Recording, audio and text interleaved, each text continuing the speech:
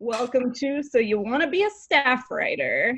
We're going to be here for 1 hour, the length of most dramatic television programs, talking through what it means to be a staff writer on a TV show, how a person gets to be a staff writer, what you need to know to be a successful staff writer, and we'll discuss specifically what it means to be a staff writer on a drama series as opposed to like a comedy series. And this is cool because we're joined by, and I'm going to give each of you a massive round of applause after I've read your name, Sarah Berry, Daniel Cahoe, Marcelena Campos Mayhorn, and Cameron Moore, all of whom are or have recently been staff writers. So their insights are going to be very fresh because they're currently in the thick of that level of writing. And I'm really excited to pick their brains for a little bit. My name is Lauren O'Connor. I am filling in for Larry Andrews as the moderator of this event. I am a librarian at the Writers Guild Foundation Library. I hope if you're watching this, you know about the WGF Library, but in case you don't, we have a collection of 40,000 film and TV scripts and an archive of writers' papers, as well as other collections that document the history of the WGA West. When there's not a pandemic going on, you can come visit us. In the meantime, learn more about the library on the website from which you RSVP'd to this panel. As always, you can submit questions in the question box down there, and you can upvote questions that you really want to see answered. This will be really helpful to me because, as you might know, if you've been to any panel that I've moderated, for me, it's like patting my head and rubbing my stomach, trying to parse through questions and also keep the discussion on track, but I will try. So if you have a question, submit it. I just hope you guys can forgive me if we don't get to it. So also the chat is open. So if you want to talk amongst yourselves and share resources, to me, that is one of the best things about these Zoom panels is the building of community that happens.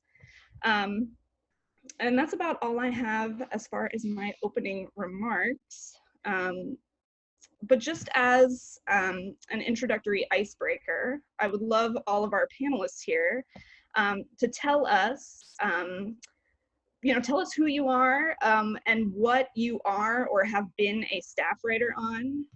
And I'd also like to know when did you realize you wanted to write for television and why TV? Anyone can start.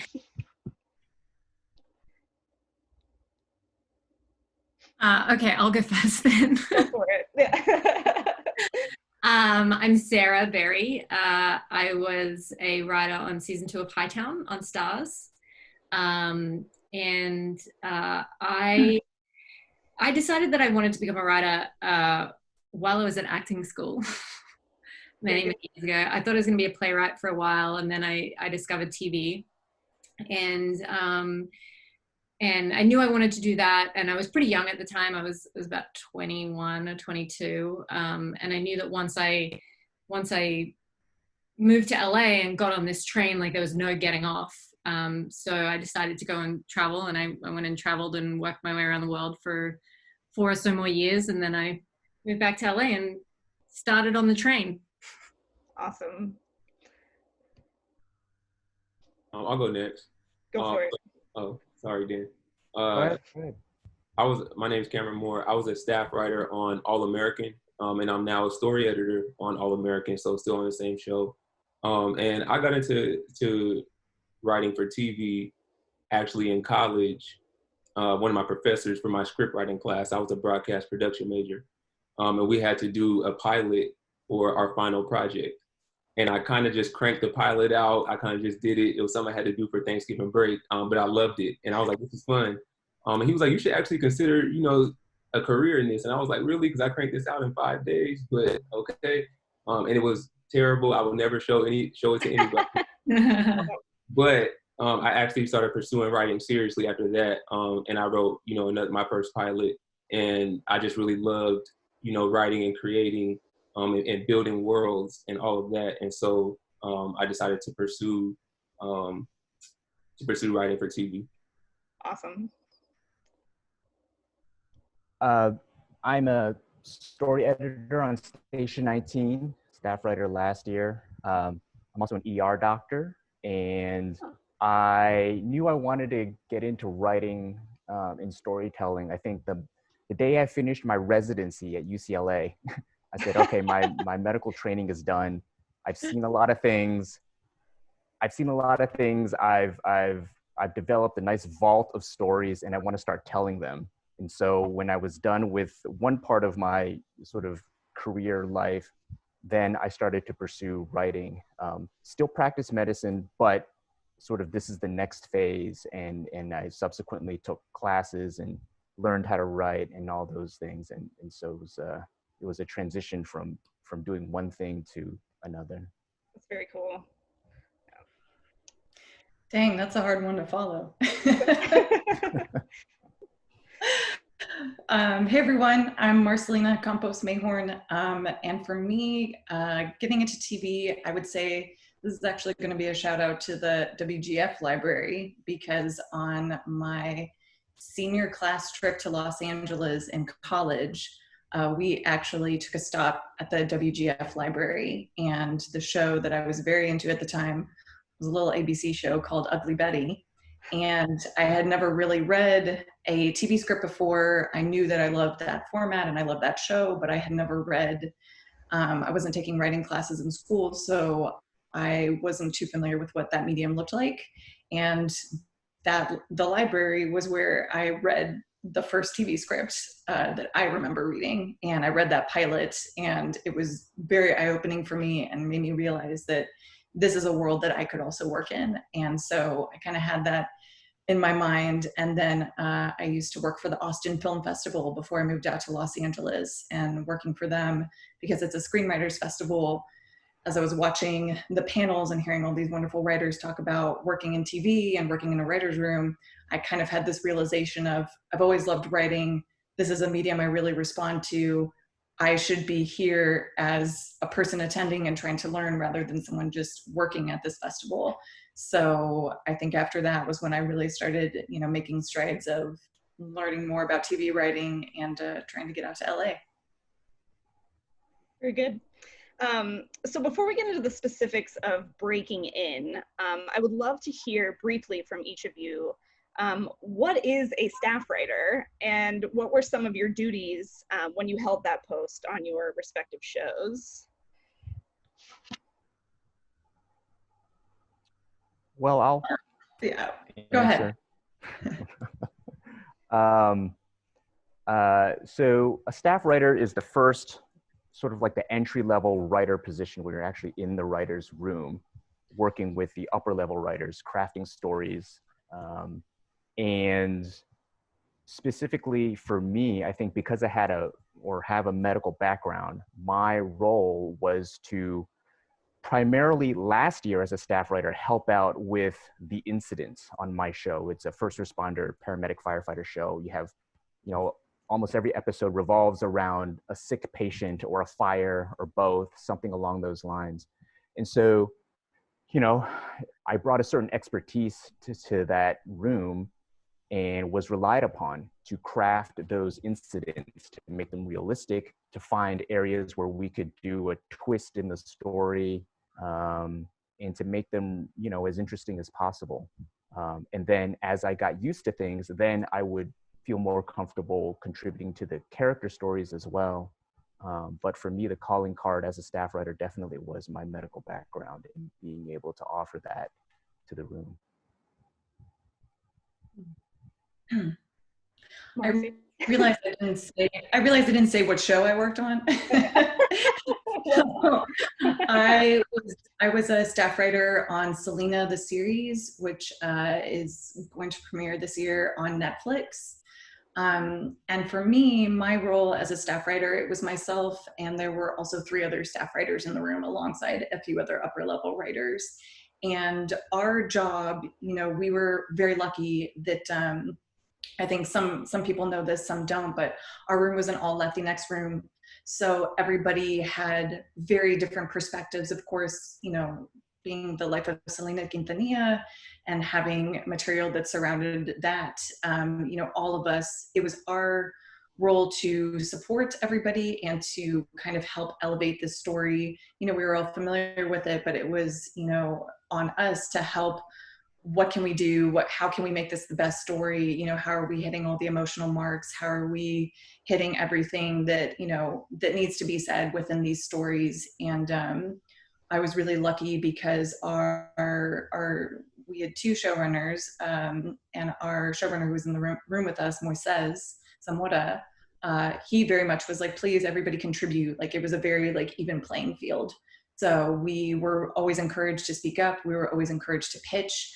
We were always encouraged to take swings. So for us, it felt, typically I understood, you know, being a staff writer is always like, oh, you are the entry level and you have to work your way up. And so therefore, you know, you should maybe keep your ideas to yourself, or, you know, you should kind of think before you speak. And although that is definitely still the case, with our room, it was very much like everybody contributes. There's no like this person speaks and then the other speaks. Like everybody it was an even playing field of contributions and such. So that's what it was like in our room.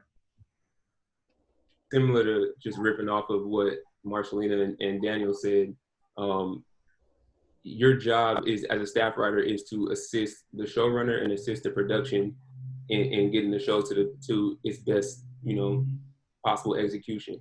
And so a lot of people feel like, you know, like Marcelena said, I'm just a staff writer, you know, I'm entry level or whatever, but like Daniel said, your experiences are invaluable. And so as a staff writer, that's what you bring to the room. You bring your own experiences that other people haven't had, your unique experiences. And you'll be surprised at how much that contributes to a show. And especially your job as a staff writer is to learn from the upper level writers, to learn from those around you, learn so that you continuously get better as you continue to progress. Yeah, I think everyone said it really well. It was very much the same in my room. It was a very, you know, everyone contributes, as, you know, everyone sort of brings their own sort of flavor and expertise to the story and to the show. I think that you are definitely there to assist. You know, you're there to make the showrunner's life easy. You're there to bring as many good experiences, as many good ideas, as many thoughtful ideas to their story and their show, and essentially like put yourself into their world, essentially. You know, like I was really lucky. Like we had a really great room. I think everyone says it, but I really do feel like I was very lucky. We sort of had a wide range of experience, a wide range of diversity. I had a couple of showrunners, both, you know, very different and exceptional in their own ways. So it was sort of, you know, I really feel like you're hired because you're unique in your way, and you're there to bring, like Daniel said, you're there to bring your expertise and your vision or your particular view of the story to the series, you know. But then you are there to assist. I think first and foremost, you're there to sort of make everyone else's life easy and learn and suck up as much information and as much as you can. That's great, you guys. I know more about what a staff writer does now. Thank you. As we talk about breaking in, I want to start first with how you learned the craft. What shows did you study? How did you study them? Basically, if someone wants to get into TV drama writing specifically, what do you advise that they should get familiar with? I wrote so much. I tried my hand at a whole bunch of different styles. I really kind of like delved in, and most of the stuff I wrote was rubbish, like absolute rubbish.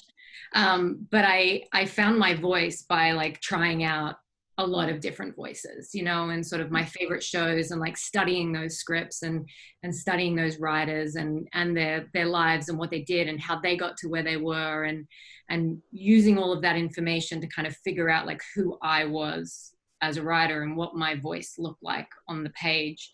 And then I I kept writing and kept writing and kept writing, and I would get to know different characters that I had, and you know, over a number of years of doing this, I kind of found my voice like very naturally, you know, and very specifically, and I'm comfortable in it, and I know it really well, you know, and I think that answers the question. Totally. No, it totally does. Yeah. And I say I agree with Sarah, definitely, because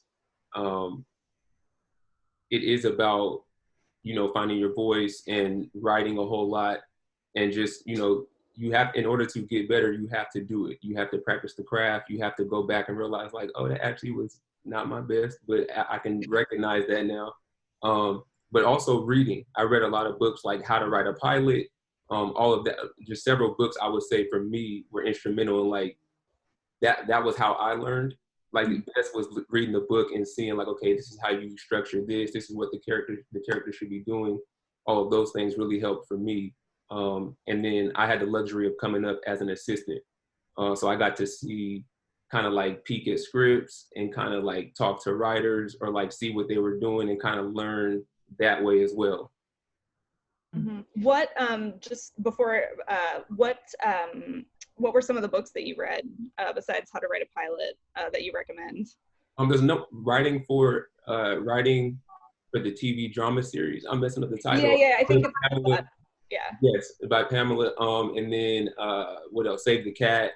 I even read books on acting, like the 12 the actor, like, because I feel like as a writer, or as a director, as an actor, whatever job you have in the industry, you should know other aspects of the industry as well. You don't want to be just, you know, unburied as a writer. You need to know how to direct a little bit. You need to understand acting, and it makes you just an all-around better writer.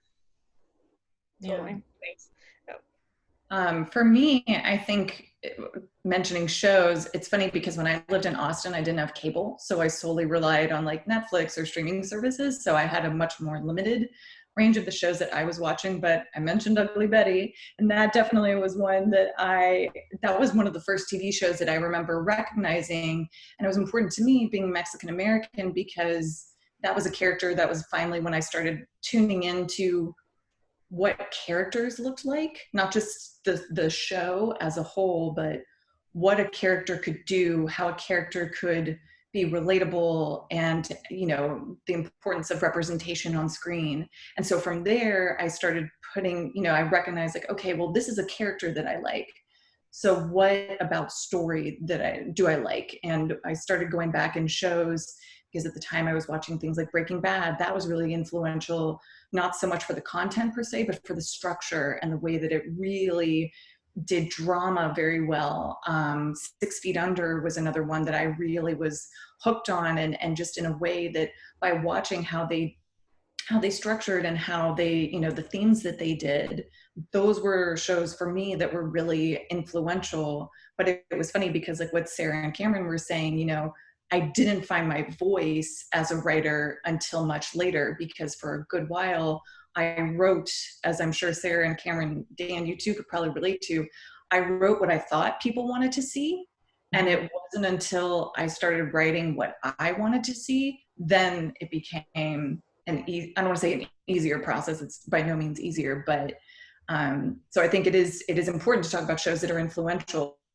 But for me personally, like, for springboards of showing me like, this is what good writing, good content can look like. So now I need to go find what my good writing is.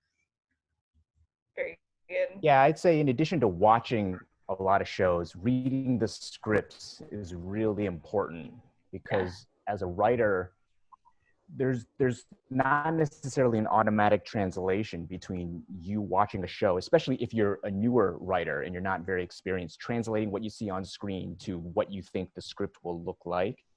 And if you're a writer, you need to know how to put those words down on a page. And so learning how people craft their sentences, or even sentence fragments to create an idea, how they do dialogue, how they put things together in the format that you're going to be, you know, basically pursuing, I think is really important. So reading a lot of scripts, and now on the internet, I mean, there's scripts available for every show that people have posted.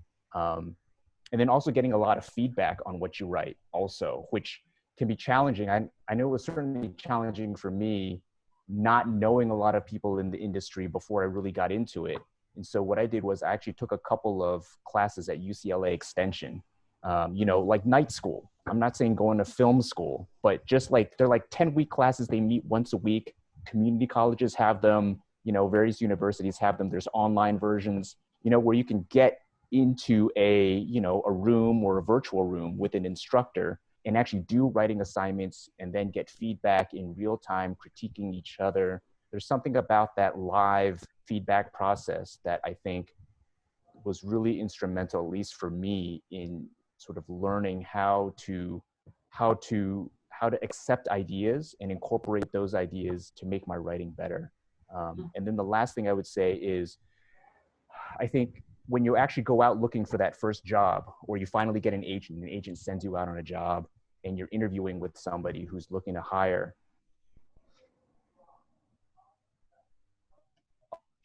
a lot of times I think they will want to see that you know how to pitch yourself before they will be interested, you know, getting yourself really organized in terms of the experiences you've gone through. What have you learned? How would you pitch your own life as a story? I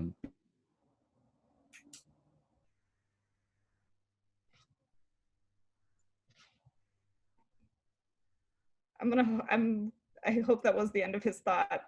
I'm gonna ask another question, and hopefully the connection gets a little bit better. Oopsie. Okay.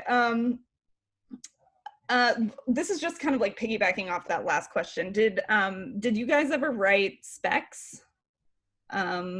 Or do you think that that's something that up and coming writers should do, is beneficial to do? What are your thoughts? It feels like it's changed a little bit in the industry, as far as, at least to my knowledge, as far as spec scripts. It feels like people are writing pilots more. Even as far as like some of the ABC programs, stuff like that, they've even started to ask specifically just for pilots, like original specs rather than like specking shows. And definitely not specking, which I've seen in person. Definitely do not spec a show that you're interested in writing for. Don't send them that script. Because legally they can't look at that. Yeah. Yeah, I would say it's really important to write specs for yourself, just to get used to writing in somebody else's voice. Like, until you're a showrunner, your whole career is going to be writing in somebody else's voice, like mimicking to the very best of your ability their voice.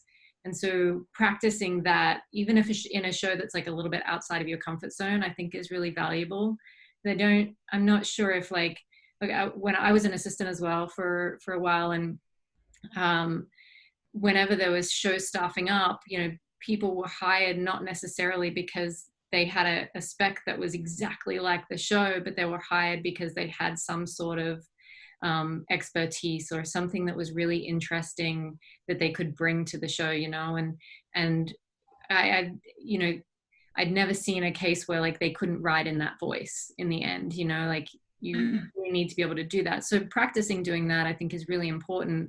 And by doing that as well, like, you know, you find your own voice eventually as well, you know, like learning what you love to write in somebody else's voice, you can take and put it into your own work and into your own voice, you know, and your own story. So yeah, I think it's really important. However, I'm not sure if it's going to get you a job. Yeah. It's more a learning thing as opposed to like a job getting thing. You know? Yeah, I wrote 1.5 specs. And the 0.5 was when I realized that people weren't reading specs very much in the drama sense. Yeah. Like, with comedy, it's a little different, but that's another thing.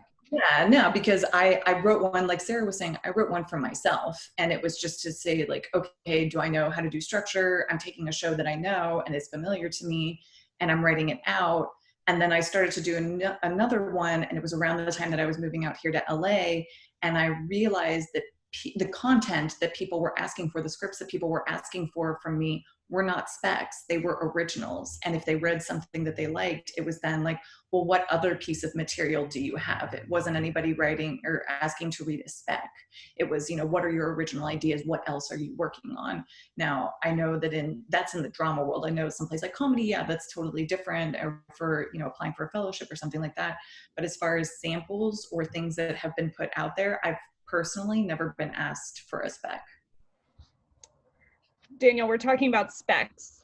Sorry. Do you have any? I cut Yeah, out yeah, for a yeah. second. No, we got most of what you said earlier. Yeah, I don't know how much of that made it. Yeah, no, we got it. We got it.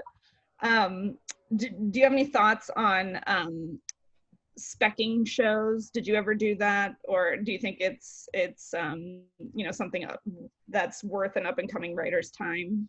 I think in my writing classes that I took at UCLA and for the CBS writing program that I was in, I had to write specs of other shows because that was the assignment.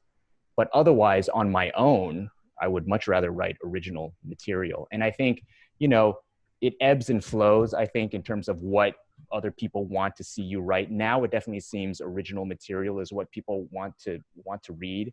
But according to a lot of folks I know, they said like 10 years ago, people wanted to see you spec a show. And so who knows, maybe that'll flip again, but it seems like original material is definitely what everyone wants now. For sure. So now I want to talk about your break-in moment and what that sort of entailed. I know I've heard bits of I used to be an assistant, or I worked for a film festival. Did anyone start as writer's room assistants? What was the thing that opened a door for you?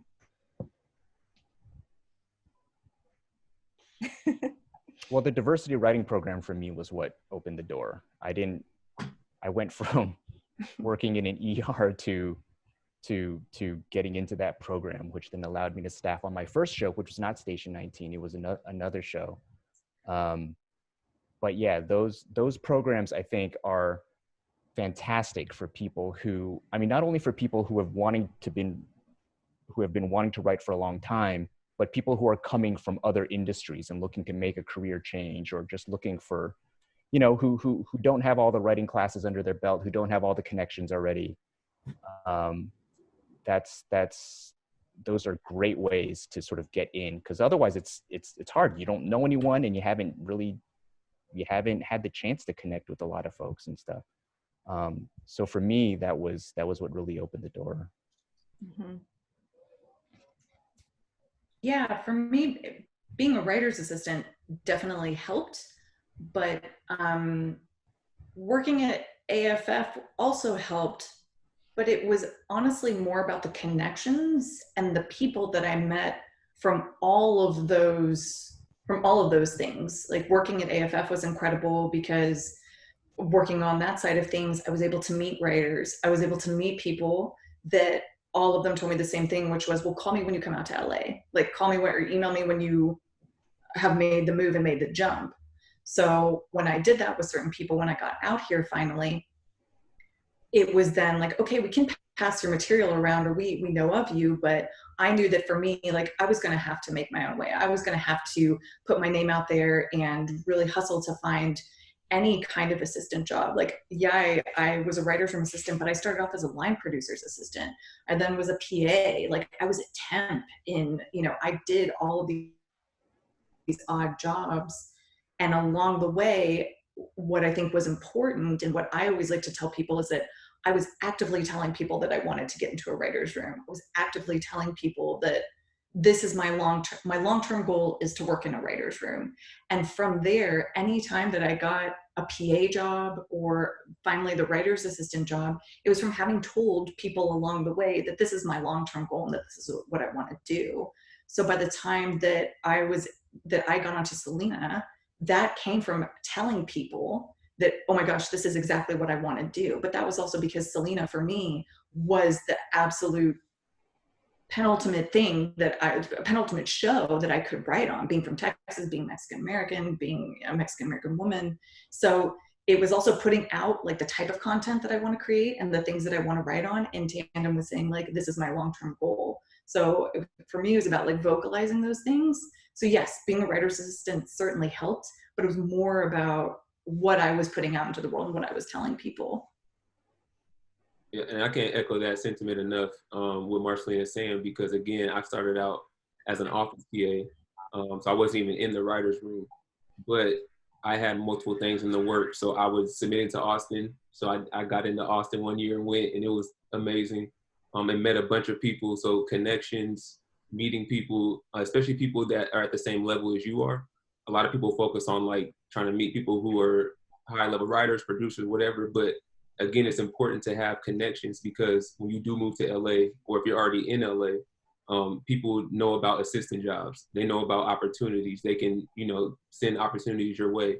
And so while I was staffed, because I was an assistant, I still would say make connections, submit to competitions and festivals, programs, the writing diversity programs, all those things, as well as, trying to be an assistant if that's your route. Because for some people, that's not the route they want to take. Yeah, I would also say exactly what you guys have said. I was every form of assistant. I was a UPM's assistant. I was a production assistant. I was a producer's assistant. I was a writer's assistant. I was a script coordinator. I was a showrunner's assistant. I really did every the gamut of the jobs, but I learned a lot, and I met a lot of people, I know how a set is run. I know all of these things that really helped me in what I do now as a writer. And I was telling people the entire time that, I was a writer and I wanted to be in a writer's room. I didn't go from a writer's assistant to a staff writer on the same show. I did have a couple of episodes on another show that was a writer's assistant. But for me, it was the connections and everything. But as an assistant, I met my manager. And my manager is wonderful and incredible, and I got extremely lucky with her. She was repping somebody else who worked on the show. I met her. We really clicked. She liked my writing. I was like, what? Really? And then, it was through years of working with her and developing scripts and moving scripts around that my first job actually came when my script had been at a company it had been at JBTV for a while. It was in a pile, and then the pile was read or something, and that's how I got that phone call and got into that. But it was meeting a lot of people, but it was also getting my work out there, for years, sending out scripts and submitting scripts and pushing and hustling and meeting people and submitting for every program and just really putting in everything that I possibly could. And then one day my script was in the right place. So a follow-up to that, when you have that great sample, what's the appropriate protocol for asking someone to read your script or go out for a coffee? And can you speak to who are the best people in your network to kind of ask for help from? Your peers and people who are just above you. I think to give you advice on where the script is and what kind of changes. I think it's really important to not be married to your work and to accept a lot of advice and a lot of, I think generally people just want the best for the story and the best for you and the best for the script. So learning to listen and be constructive with your peers and with those in sort of your sphere, I think is the most important. And also your reps. I hope, Yeah, my next question is about reps, but I just wanted to just the immediate network or who's, who are you reaching out to? Everyone hears scripts at some stage. Yeah. Yeah, like Sarah was saying, for me, I'm also trying to think back to when I first moved out here, because I feel considering the panel and what we're trying to convey, maybe that would be of more use too, because when I first moved out here, I didn't know many people that worked in the industry. So for me, I tried to seek out who did work in TV or film in some capacity. And like Cameron was saying, talking to other assistants too, because when I first moved out here, a lot of my friends were assistants in various capacities, not just in fact, I don't think I knew any writer's room assistants. All of them were office PAs, art department PAs, people who were also themselves trying to work their way up. So anytime that I found someone who it seemed like we clicked on like a story sense, or just as like our personalities just clicked, you know, if we liked the same shows, if we liked the same books or movies, you know, I kind of would take a chance with some people to say like, hey, would you mind reading this and just taking a look over it? But I think in tandem with that, it's also about when you feel ready to send that sample around, like when you are 100%, this is me, this is the best thing that I can send out to people. And sometimes it's a miss. Like sometimes I wish I had a number for the times I sent scripts to people that it didn't go anywhere, that it was just like a thanks for the read, like sort of situation, versus the number of times where it actually got me traction. That is a much smaller number. You know, you kind of, and I didn't get a manager until I did become a writer's assistant. That was after having been in Los Angeles for a few years. So, you know, you're just kind of, it's a hit and a miss, honestly, with some people, but it's starting with the people that you trust, and then seeing, is there anybody that has a friend who's an assistant, or maybe someone who's working in that world that might be interested in giving feedback, or, you know, kind of going from there, like starting with who you know, who your core folks, and then, you know, going the ripple effect. Mm-hmm. Yeah, I think it's really important to set your expectations low when you send your stuff out. When you find somebody who says they're willing to read your work, don't expect to hear from that person ever again. Because if you have any other expectation besides that, you will be sorely disappointed in this industry. You know, the Hollywood no is basically you don't hear back from that person. And yeah, I mean, I've sent lots of scripts to people over time where, you know, yeah, I mean, it would be great even if they just said, this was interesting, you know, but didn't really offer feedback or whatever. I mean, just to hear back from them is an amazing thing. If they totally ghost you, that's the expectation. And so I think if you can get used to that, then you're primed for a career in Hollywood, because rejection and the implied rejection is so common. And I think for a lot of folks, that's what causes them to eventually give up, because it's hard to take, it's hard to swallow. There's any other industry or job search process that is so brutal as it is in Hollywood. And so, yeah, I mean, if there is somebody that you can offer to take out to coffee, I mean, offer to do something for them before you ask, right? Make it organic. I mean, don't make it weird, but you know, yeah, I mean, do something for the other person, show them that you are just excited and enthusiastic about something, and you want to just talk with them. I mean, don't even say, can you read my material? That should be way later down the line, but find something in common that you can talk about, that's genuine, and get that person interested in you. It goes back to what I said about knowing your personal A story and being able to pitch yourself as an interesting person. If you can do that, somebody will take interest in you, and then it'll just naturally flow from that of course they want to see, you know, how your mind thinks and what you've written, because they're interested in you as a person now. I'll also say, this is probably not that helpful for anyone watching this, but for my, you know, working in healthcare, I actually met a lot of producers and writers through my job. And so after taking care of them and, you know, making them feel better or helping their family member or whatever, you know, I would then find a way to reveal that I was a writer or an aspiring writer. And so that was my way of, you know, doing something for them first, right? And then, you know, if there was a moment to chat afterwards, if the person wasn't, you know, super sick or whatever, then you just find a way to develop what seems like, you know, the beginning of a friendship, hopefully. That's some of my best mentors in the industry have come through that route. Yeah. So basically go into healthcare first. Yeah. That's what I'm picking up. I Yeah, mean, like Dan, go ahead. In this town, almost in any job you work in where you encounter people, you will probably run into some folks that are working in the entertainment industry.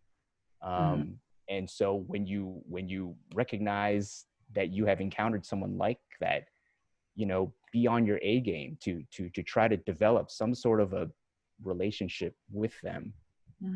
Yeah, which means you have to know a lot of names of people in case they come across your desk and you're like, oh, I know this name. This person works in the industry in some way, or you have to talk with a lot of folks to sort of get a little bit of their backstory. If you're serving them as a customer, if you're working with them, you know, in some other capacity, and maybe their spouse or somebody works in the industry, you have to learn how to chat with folks and make small talk, and you'll learn a lot about folks in that way. It's good. Yeah, to echo what Dana was saying, like there is something really to be said about being kind to the people that you are at. And I know that sounds like a really obvious thing to say, but now having the privilege of having been in a writer's room, and now having people reach out to me to you know, see if I can read their material. I've had some people just blatantly just be like, can you read my stuff, with no knowledge of them, with no indication of even why they want me to read it. And so I think it's really important if you are asking people, because I think we all know, like, it's a really big deal to ask someone to read your material. That's someone giving their time. That's someone taking the time to read through and come up with thoughtful notes, thoughtful feedback, you know, on top of everything else that they have to do for either their show or their development. So if you are making that ask, make sure that it is thoughtful, make sure it is done with kindness, make sure it's done with consideration. And also it's important to tell the person that when you are making that ask, like, why you, like, why am I going to you, assistant friend, or you upper level writer, for your opinion? Why is it important for me to get that feedback? I think sometimes we just think like, oh, it's an upper level writer, it's an executive, I'm just going to make the ask, versus really taking the time, because sometimes that person's feedback or notes might not even be beneficial to you. So knowing, like, you know, doing your research and seeing, like, what is this person written? Is it similar to what I want to do? Do they work on a show that I want to work on one day? Like, kind of explaining why you want, like, why you were coming to them with your ask of, can you read my material? I think that's also something to really keep in mind with that. Cameron, did you have anything to add? Yeah, I feel like they handled it. I'm like, yeah. they absolutely. Very good. I was going to ask about representation, but we've got like 17 minutes left, and I really would just want to talk about being in the room. There's a question, D. Coleman's question. What are the common mistakes made by newbies in a room, and what are best practices for new writers? I'm going to assume in a room. I think not listening is a big one, and not being thoughtful. You know, you only get so many chances to impress the people around you. So being really thoughtful about what you're pitching and where you're going through with is really important, I think.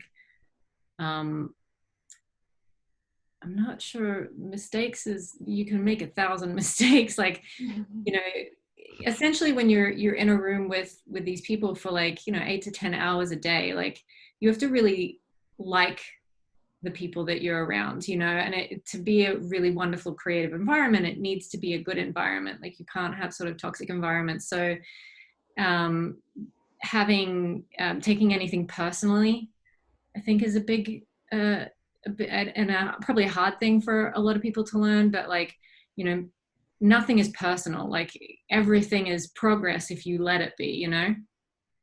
So I think that's probably a hard one. Listen. Yeah, I think it's just maybe reframing, instead of like mistakes, like, what are just some things that, you know, just future staff writers should be aware of when going into the position, like something that you didn't know before, you know, you walked into that room, and then it was like, oh, now I know.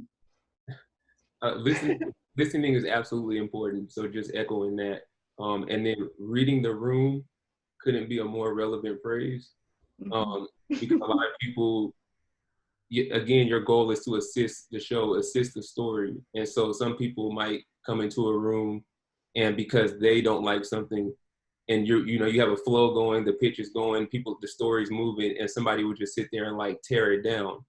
But as many know, like, the rule of the writer's room is, don't tear something down if you don't have a suggestion. You know what I mean? So don't like, you can't stop, don't stop the flow of the room. Keep it going, don't do that. And then again, like Sarah said, be mindful. Again, you're spending all that time with people. You want to be around people that you enjoy working with and you want to actually contribute. So don't feel like you have to, as a staff writer, it's not like, oh, I have to pitch and keep up with the EPs and the other producer, right? Like I got to keep up. Like if you pitch 1 to 2 times and you land a solid pitch or 2, that's good. You know what I mean? Like you're contributing, you're doing something versus just throwing stuff out there because you're trying to, you know, keep up and it's not really genuine. Right. Also research. Mm-hmm. Do all of the research that you possibly can. Like if it's a new show, like, you know, as every topic that's in the pilot, like do as much research and go in there as prepared as possible. Like not being prepared and not having, you know, like 10 things that you can sort of go to if you need to kind of, you know, get thoughts moving and promote thoughts in yourself. Yeah, unpreparedness is probably a big. Yeah, I would say being thoughtful too with the way that you're approaching pitching, because I think especially as a staff writer, it can be really nerve-wracking to, especially if you have a very like upper level heavy, if you have a lot of co-EPs, if you have a lot of, you know, higher level writers in your room and you're one of the few lower levels, it can be really intimidating, I think, to pitch.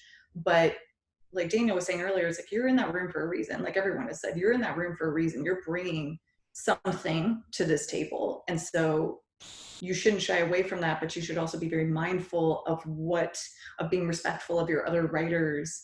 And so if someone's pitching something that is clearly not working or that, you know, it's causing a lot of issue in the room, like Cameron was saying, if you are going to pitch something, like rather than just tearing it down or saying like, hey, that doesn't work, coming in with a fix, but also, you know, being respectful of the other pitches that you're hearing in the room, because we're all creatives, we're all very vulnerable with the stories and the ideas that we're throwing out there, even the higher level writers.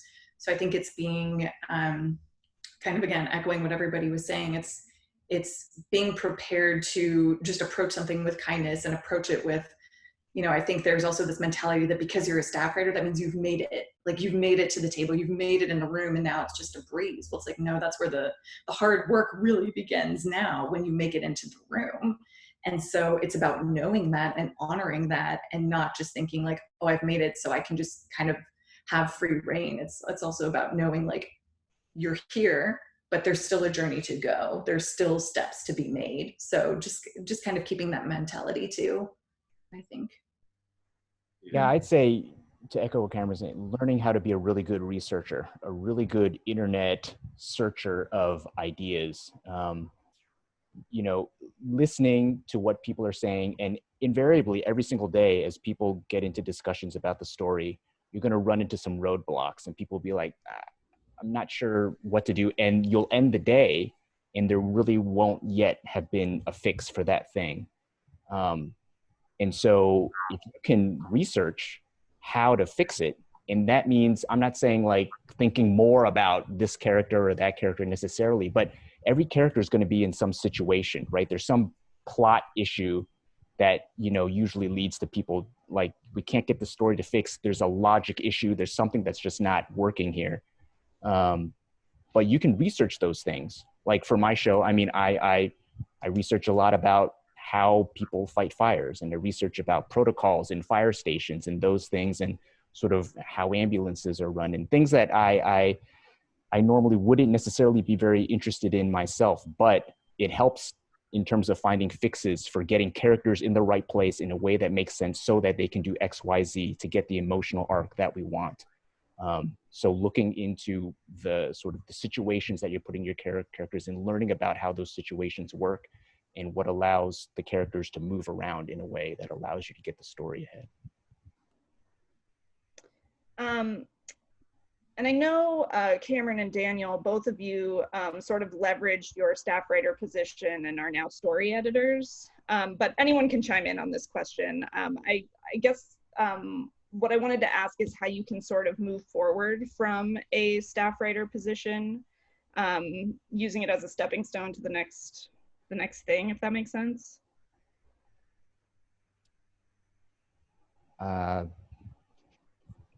Does it Well, make I sense? mean, I don't know. the key is your show continuing on so that you can hopefully stay on, and having done a good job your first year, then naturally, you know, more likely than not, hopefully you'll be asked to come back the next year. You know, if your show gets canceled, then that's tough, because then you're basically out on your own. And if you've only been on one show, especially on a show that's been canceled, which means it probably didn't even make it through a full season, then you're kind of, I mean, it's hard getting that second job if your first job was canceled. It's kind of like you have to start all over again. And, you know, if you have some representation, that's great. But otherwise, you have to be ready almost at any time to be willing to pick up that hustling, sort of trying to get my first job again type of mentality. Because getting that second job a lot of times can be a bigger hurdle than getting that first one. You know, a lot of people say that was true for me. After getting staffed that first time, it was very hard getting the second job, and there was a gap in between, and I had to swallow that and be willing to go back to, you know, kind of the same mentality, and be willing to sit in that sort of lower position again of, I'm a non-working writer who has to start, you know, I got to look for all these connections again and basically get back into that mindset again and not be afraid to do it. Yeah, that's so true. You never know if your show will make it, you know, past season one. So that's the first hurdle. And then, like Sarah was saying, be valuable. Research, like, be somebody in the room that is valuable, that's contributing. Like I said before, you just want, it's not that you have to be the absolute best person in the room, but you have to be your best and be somebody that people want to have around and feel like, well, this person contributed, this person is very valuable to our team. They obviously love the show, they're working hard. Like, all those things will help in getting you promoted to the next level. Because like Marcelena said, staff writer is just the beginning. So true. Definitely. And it's tough too, like what Dana was saying, like not only cancellations, but because there's so much content out there now, Netflix, Hulu, you know, all kinds of different platforms, there's more content, but things can turn over very quickly. And so something may get canceled, or just, you know, it used to just be that it was subject, if your show was canceled, like that was the ultimate thing. And although that is still true, like because there's so much now, like it's hard to articulate, and I know I'm not doing it well, but it's so much more these days because there are so many avenues that you can go. It seems like that is, you would think, a really great option, but sometimes it can make it more challenging to then get that next job because, you know, like Cameron was saying, you might be banking on your show having a really long life, and then it only gets one season. So it's yeah. There's also like a lot of time between, when payroll particularly, there's a lot of time between seasons. So even if the show gets picked up, the writer's room may not start for another year. Yeah. Depending on when it airs, and, you know, nothing is cyclical with cable, you know? So I think you really have to do your absolute best in every minute. Like, never let it go, never let it down. Do everything that you can to be the best version of yourself, so that when another job does come up, or, you know, you find out about another job and you go chasing it, that if they call any person in that room, they'll be like, oh yeah, this person, you know, did a good job, or they were smart, or, you know, something like they helped us and they did their thing, and then hopefully you'll end up on another show. But yeah, I think it's really working on being like the best version of yourself in the job of a staff writer. Like, you're there to assist, you're there to make the story better, you're there to make the show better, you're there to enhance and help everyone else, you know? Yeah. And really doing that and being good at that will hopefully lead to the next job. Yeah, because, you know, even if a show gets canceled, a lot of times it may not be because of anything that the, you know, whomever might have done. And so that showrunner could then get another show, or could say, like, I want to help all my other writers out. Hey, other showrunner, here's Sarah or Cameron or Daniel. Like, showrunners talk, like executives talk, like just like being an assistant and trying to find another gig to PA or do all that. Like, it's very similar for writers. Like, all these creatives and the higher ups who are hiring, like, our information is passed around. Like people know us, and that's why, to echo again what everyone was saying, like being a value in the room, being kind, being considerate, being a good person to work with, that follows you. And whenever that show gets canceled, it just means that another one can come down the pike and another opportunity for you down the line. So as long as you are, helping the room out and being an asset in that way, that's just going to help carry you further along, even if a show gets canceled. Okay, we've got a couple of minutes left. It sounds like people want to know about representation. Do you think that you need it? What are your thoughts on it? And how has it been useful to you or not in kind of your journey? I've been seeing this too. I've been seeing Yeah. So for me, I got my reps from another writer on the show. And I think that's typically how it works a lot of times for like across the board. Typically, if somebody's rep somewhere, they can recommend you and say, hey, like, can you look at this person? I think they're really dope or whatever. And they'll read your stuff. It could also be from getting into a festival like Austin Film Festival, something like that. But what I will say is that you don't necessarily, I'm not deterring people from looking for reps. Look for reps, but don't rely on that, because a lot of times you will get jobs from your connections, from people you know, from genuine, like real relationships and people that want to see you succeed. So that to me is what is really important, in just building those genuine connections with people, because that is how I got my first job. I didn't get reps until season 3 of the show I'm on now. And I've written since season 1. So again, relationships, connections, like focus on those things.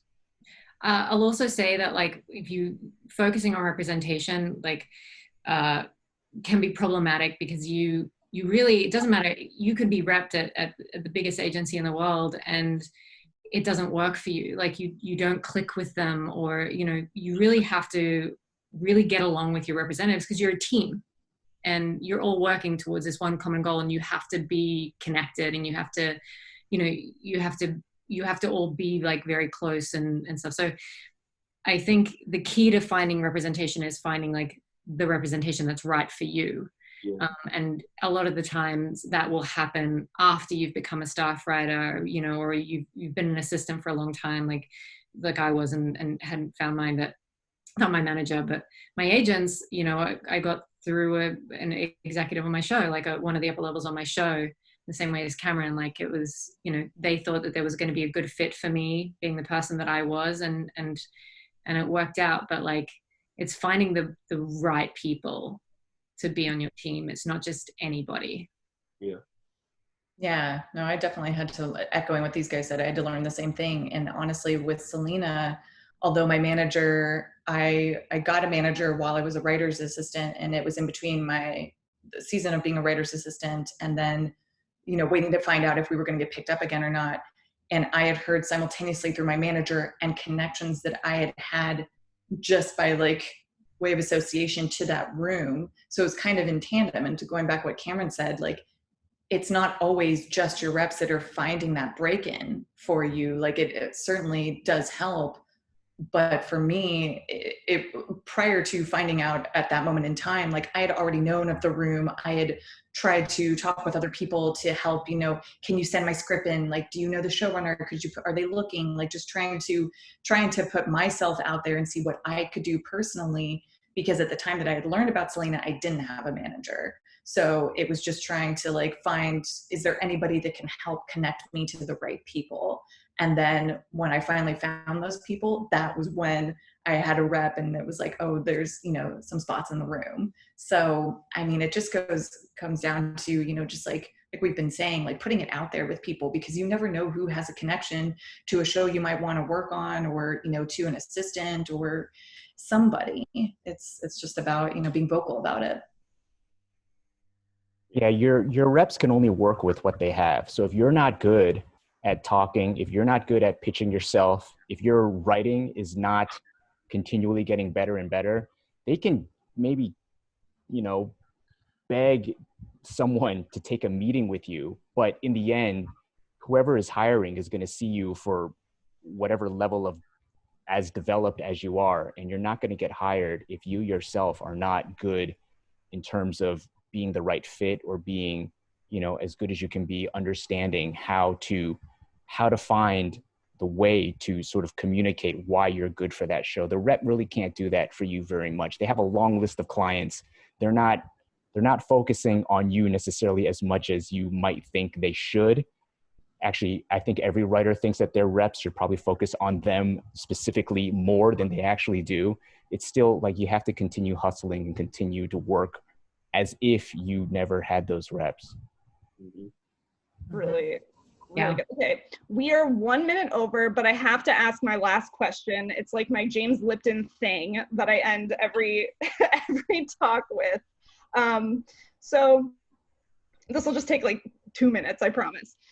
So every Zoom talk that I moderate, I end on this question because I think it's a stimulating thing to end on. So my favorite playwright is August Wilson. And one of the things that I love about August Wilson is how vocal he was about the things that inspired him, like the blues or Amiri Baraka or Jorge Luis Borges. And this idea that to create, you put the artists that you love and the things that you're motivated by into this crucible, or let's say a capsule. So for you guys as writers right now, as briefly as you can, what are 2 or 3 things that are in your writer capsule? Oh. What a thing to end on. Yeah. I'll say 2 things. It would definitely be anything James Baldwin, anything Toni Morrison in my capsule. Closed. I'm good. He's good. He did it. Who's next? Yeah. I guess like I would even go into music as well. I have like a playlist of songs that really just like get me like just feeling, you know, like they don't get me like sort of, you know, happy, but just like really feeling. And I would say as far as playwrights go, Tennessee Williams and Martin McDonough, Yep. they're my 2 kind of go-tos of going back to and just rereading and refreshing. And I also have to say like Fleabag the play is real great as well. If you want to do something that's like modern, that's kind of, I've read that recently, the last couple of days. Yeah. Very good. Next. As in things that like that creatively influence us or that have just been a part of our.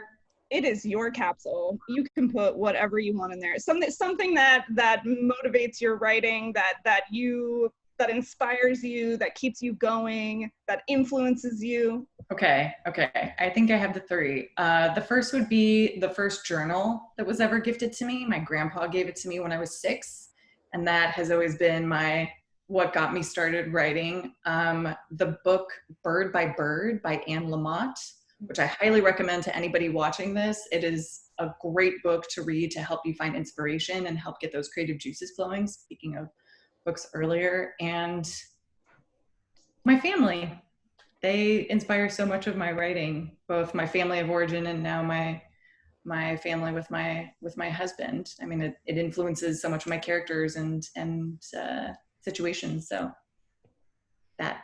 Great. I think I'd say anything from my 2 favorite TV creators, Damon Lindelof and Veena Sud. You know, just loving the way that they've made their shows and how their shows have revolutionized TV in a lot of ways. And then I would also echo the sentiment about music. You know, a lot of big, you know, popular songs were first introduced through a TV show. And when the song fits the emotional scene just right, for me, like you remember it forever. And I'll watch clips of it again on YouTube just to get that feeling again. Because then you sort of aim to write in a way that can make you feel the same way, and that sets a standard for you. So yeah, music for me is also really important. Amazing. You guys were amazing. I loved this whole hour. Thank you everyone who got on Zoom to listen to all this. I thought this was great. I learned a lot. If anybody has any final thoughts, now is the time. Otherwise, keep going, everyone. Yeah. You got it. Yeah. We got Don't give up. Yeah, Look him up. this was really great. I love it. All right, here we go. I'm gonna close it down. Bye, y'all. Thank you so much. Bye, everyone. Bye, guys.